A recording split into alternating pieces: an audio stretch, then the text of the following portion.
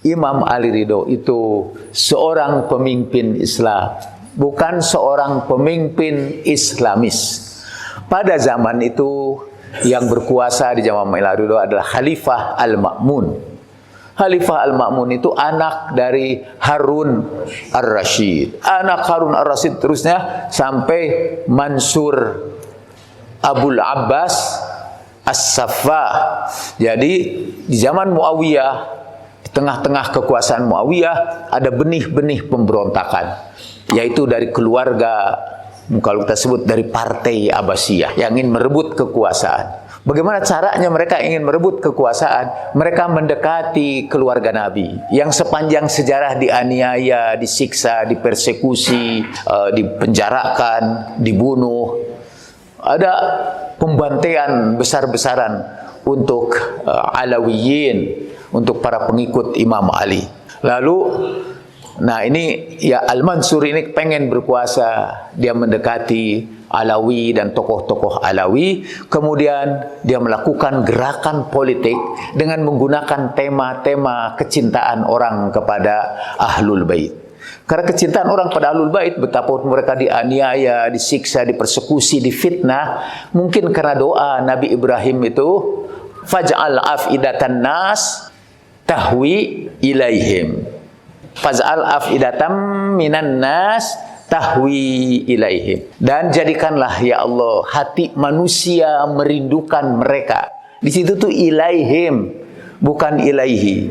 Sekarang oleh saudara-saudara kita di kalangan Ahlussunnah, juga oleh saya dulu sebelum mendengar penjelasan Ustadz Miftah, tahwi itu merindukan itu kepada Ka'bah, kepada Mekah dan Madinah, supaya kita rindu untuk terus haji. Sudah sekali haji, ingin lagi haji, supaya kita itu rindu kepada Mekah itu, supaya rindu kepada Ka'bah. Kalau rindu kepada Ka'bah harusnya bukan tahwi ilaihim, tapi tahwi ilaiha.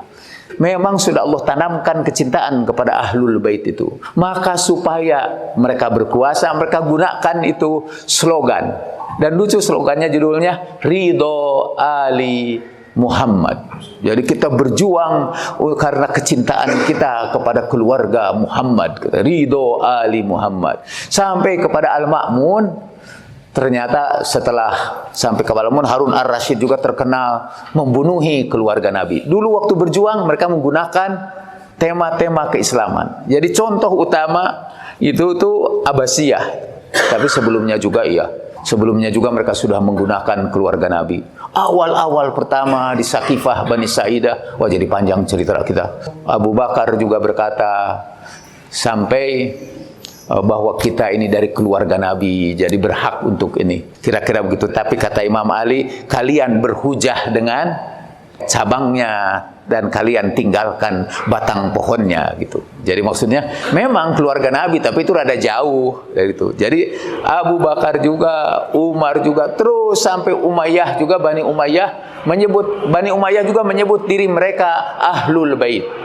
Sampai nah ketika mereka mau menggulingkan Bani Umayyah, mereka menggunakan kecintaan kepada keluarga Nabi dengan slogan Ridho Ali Muhammad. Dan sampai kepada Khalifah Al-Ma'mun, mereka dipertanyakan, apa betul mereka itu membela keluarga Muhammad? Toh mereka sallallahu alaihi wasallam, toh ternyata mereka membunuhnya. Lalu dihubungilah Imam Ali Ridho dan beliau diangkat sebagai khalifah. Kamu mau nggak jadi khalifah? Maksudnya itu untuk pencitraan bahwa mereka itu mencintai Ahlu Bait Nabi, sampai kekuasaan mau diserahkan kepada Imam Ali Ar-Ridho salamullahi alaihi. Panggillah Imam Ali Ridho, kamu mau jadi khalifah atau enggak?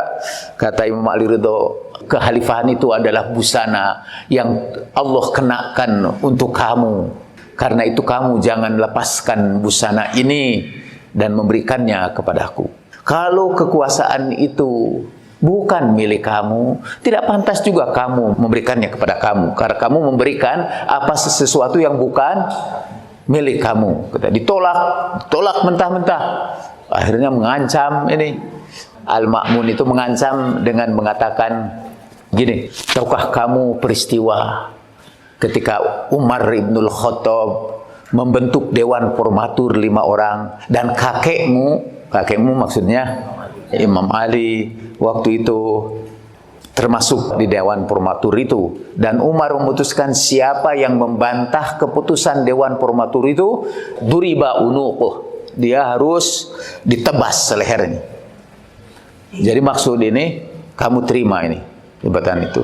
Setelah itu sebenarnya penawarannya dari khalifah menjadi waliul ahad. Kamu terima ini, kalau tidak aku tebas lehermu.